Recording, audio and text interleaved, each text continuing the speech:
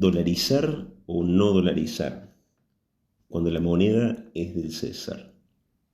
Muy pero muy bienvenidos a esta nueva edición de Teología en las fronteras de nuestra sociedad.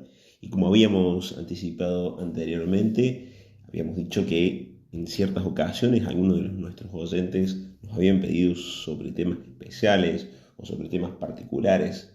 Y uno de ellos nos pidió acerca del proceso de dolarización, un proceso que ha sido extendido por uno de los candidatos en los cuales hemos estado trabajando. Hemos estado generando una opinión acerca de su plataforma, acerca de su ideología, y una de sus propuestas centrales y neurálgicas es la dolarización, es decir, pasar a un sistema monetario que ya no se base, por lo menos en esta tierra, en estas tierras, en Argentina, en la República Argentina, que ya no se base en el peso argentino, sino en la moneda estadounidense del dólar. Es decir, que toda la economía comience a funcionar a partir de dicha moneda y que en su consecuencia el Banco Central tenga su consecuente desaparición, ¿verdad? Porque si ya se adopta una moneda que no es propia, que no es del territorio, el Banco Central ya no tiene como mucha función a la hora ni de emitir ni de regular. Una de las causas centrales por las cuales se ha propuesto la cuestión de la dolarización es para sacarle de las manos la máquina de impresión de billetes, por así decirlo, la máquina que imprime billetes, y algunos sarcásticamente le dirán al gobierno actual. Por supuesto que sabemos que en algunas semanas se va a determinar frente a un balotaje un nuevo gobierno, pero le dirán al gobierno actual, en vez de imprimir billetes, ¿por qué no termina imprimiendo comida? ¿Por qué no imprime, con un problema grave que tuvimos con los combustibles, por qué no imprime combustibles? Bueno, un sarcasmo que deja traslucir que muchas veces en los sistemas económicos, cuando se imprime más billete y el billete va acelerado en la impresión y no va en conjunto con la producción, no va en conjunto con el PBI o el Producto Bruto Interno que nosotros le llamamos, queda realmente desfasado y aparece lo que se llama como el concepto desde la economía como inflación. Es decir, estos precios que no tienen control, estos precios que uno realmente va un día y a la semana siguiente tiene otro precio. Cuestiones que no se viven, por supuesto, seguramente en algunos países del resto del mundo, y nuestros oyentes podrán decir, pero a ver, contanos cómo puede llegar a ser esa experiencia de tener que estar planificando y de en realidad no poder planificar a largo plazo, ¿verdad? Porque uno tiene un cierto salario que de alguna manera se va comiendo y no se puede guardar esa plata que se destina en moneda nacional, no se puede guardar porque se desvaloriza todos los días y termina siendo como realmente inseguro ahorrar en ese billete, y en consecuencia también termina siendo inseguro para la planificación de muchas familias que quieren llegar a su auto, que quieren llegar a su casa, que quieren llegar a tener un bien tangible con su esfuerzo, con su trabajo y con su espacio de libertad. Ahora, ha tenido grandes repercusiones el tema de si se saca la moneda nacional o se deja la moneda nacional, ¿no? ¿Qué debemos hacer? Debemos sacar la moneda, debemos entrar en otro sistema de moneda que no esté en control de los políticos que realmente terminan generando inflación y que con esa inflación también terminan estafando al pueblo, ¿verdad?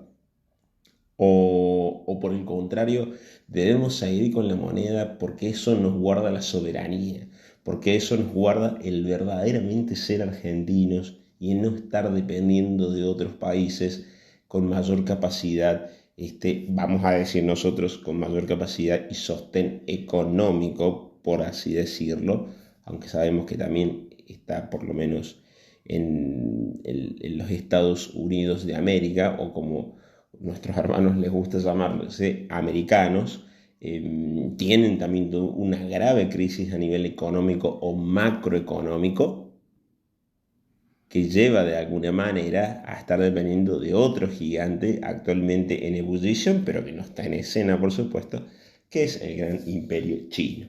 Siempre los imperialismos de alguna manera tuvieron su rol, tuvieron su protagonismo, tuvieron su jugada fuerte en el mercado mundial y impusieron de alguna manera su moneda, su estilo, su cultura. Y es algo que no escapó al tiempo de Jesús. Porque acá a mí me gustaría salir del debate dolarización sí, dolarización no, para ver algo que en realidad hasta el mismo Jesús vivió, que hasta el mismo Jesús padeció. Y lo dice en el Evangelio de Mateo, el Evangelio según San Mateo. Dice que alguna vez los fariseos se movieron para ver juntos el modo de atrapar a Jesús en sus propias palabras. De allí que la enviaron algunos discípulos suyos junto con algunos partidarios de Herodes para decirle: Maestro, debemos o sabemos que en realidad enseñas con sinceridad el camino de Dios, que no te preocupas por quien escuchas, ni te dejas influenciar por nadie. Danos pues tu parecer. ¿Está contra la ley pagar el impuesto al César? ¿Debemos pagarlo o no? Jesús les dijo: Qué bárbaro con sus malas intenciones. Hipócritas, ¿por qué me ponen una trampa? Muéstrenme una moneda que tienen para cobrar y que el César les pide.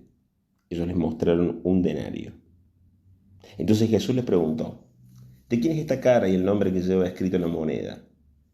Ellos contestaron: del César. Jesús respondió: entonces denles al César lo que es del César y a Dios lo que es de Dios.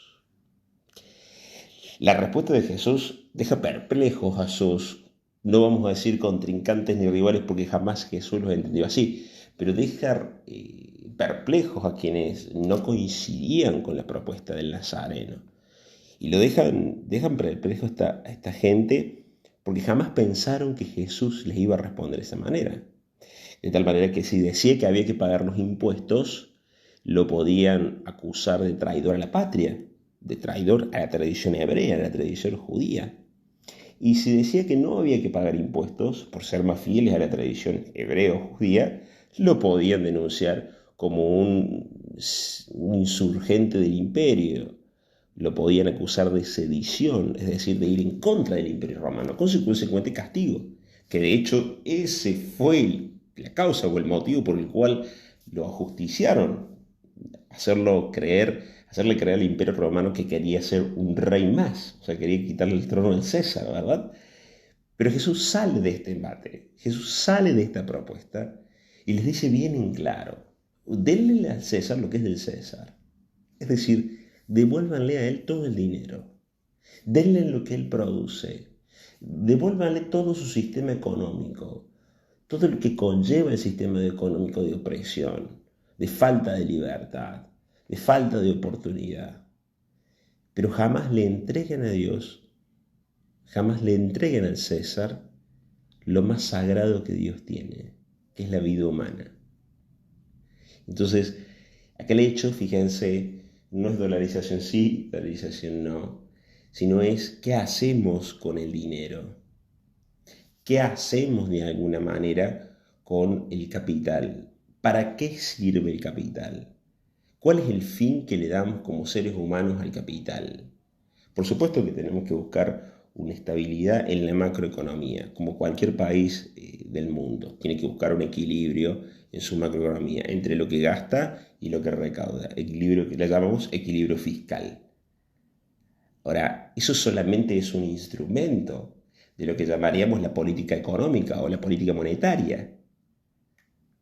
Pero el gran tema de fondo es qué hacemos o qué estamos haciendo como la gran humanidad con el capital. Este gran concepto que trabaja Adam Smith sobre el crecimiento de los pueblos, el crecimiento de las naciones, ¿no?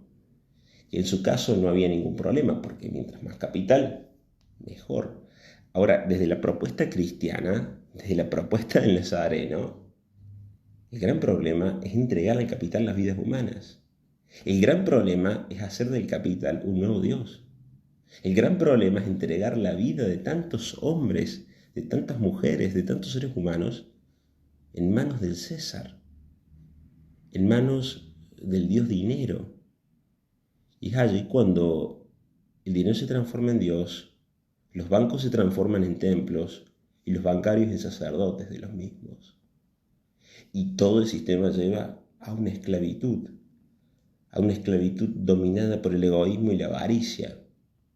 Entonces, verdaderamente desde la política económica, y para ello hay un montón de ciencias como la política, valga la redundancia, o la economía, las ciencias políticas, las ciencias económicas, que tienen instrumentos para poder brindarle a la sociedad un camino, para poder brindarle a la sociedad una herramienta para que sea cada vez más humana. Juan Pablo II que la razón humana tiene que ir unida a la razón instrumental. Es decir, la técnica, el desarrollo técnico que nosotros tenemos, tiene que ir unido necesariamente a la ética. Y una ética centrada en los valores humanos. Una ética centrada en el custodio de la vida, en el cuidar de la vida, como va a decir Francisco en la encíclica Laudato Si. Jesús le recuerda, Jesús va más allá de si hay que pagar o no hay que pagar impuestos. Jesús le recuerda a los fariseos, cuidado, cuidado, porque muchas veces ustedes pueden estar entregando lo que es de Dios al César, lo que es más propio de la vida humana, pueden estar subordinándolos al Dios dinero, a la tiranía del dinero, al fetiche del dinero. Y con esto no estamos diciendo que el dinero en sí mismo esté mal, o que tener un cierto capital esté mal. Pero el gran problema es cuando ponemos toda nuestra vida y cimentamos toda nuestra existencia sobre algo que es tan frágil y tan perecedero como lo material. La propuesta cristiana o la propuesta del Nazareno está poner la vida en manos de Dios. Está dejar toda nuestra existencia en un Padre que como buen Padre nos acompaña, nos ama, está con nosotros y nos busca permanentemente para que podamos entrar en relación con Él y amándonos a nosotros mismos, dándonos el valor que realmente tenemos, podamos dar ese valor al resto de nuestros hermanos. Y en nuestras relaciones pongamos su dignidad y su vida primero antes que el mero hecho de amontonar y acumular capital. Porque justamente, como veíamos antes en las bienaventuranzas, la felicidad no está ahí. No está en llenarnos de cosas. Al contrario, la felicidad está en la capacidad de salir de nosotros mismos, de poder fijarnos en el otro, de entablar relación con el otro. Y es ahí cuando el otro se transforma en algo sagrado, a decirle Levinas, ¿no? Este gran autor judío y a la vez también filósofo. El otro, el tú que tengo enfrente, es sagrado. Entonces no lo puedo esclavizar, no lo puedo maltratar. Por eso jamás demos lo que es de Dios al César.